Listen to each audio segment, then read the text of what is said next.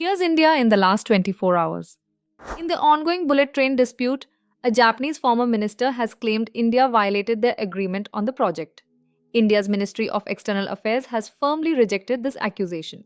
In West Bengal, 4 people have been killed in a train and van collision in Murshidabad, including 3 students. The accident has left the community in shock as rescue operations continue in the area.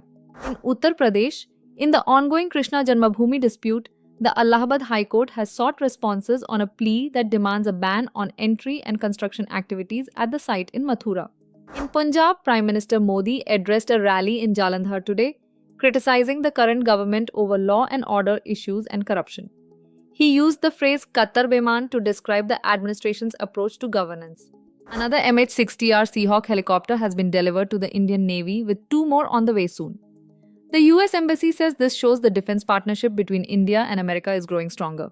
Travel booking platform MakeMyTrip has filed its initial public offering papers with market regulator SEBI using the confidential submission route. The move signals the company's plans to list on the stock exchange. President Murmu travels to Moldova, North Macedonia, and Romania starting July 19th for historic state visits and to strengthen ties across the region. India is currently examining Bangladesh's extradition request for former Prime Minister Sheikh Hasina. The External Affairs Ministry says it is reviewing the legal process involved. Odisha's Angal district is set to lose over 750 hectares of forest for coal mining near tiger corridors and elephant reserves. The project will cut down more than 3.3 lakh trees and displace over 800 families. In Haryana, Prime Minister Modi has called Chandigarh a development model for the rest of India. He praised the city's growth and urban planning during a recent visit.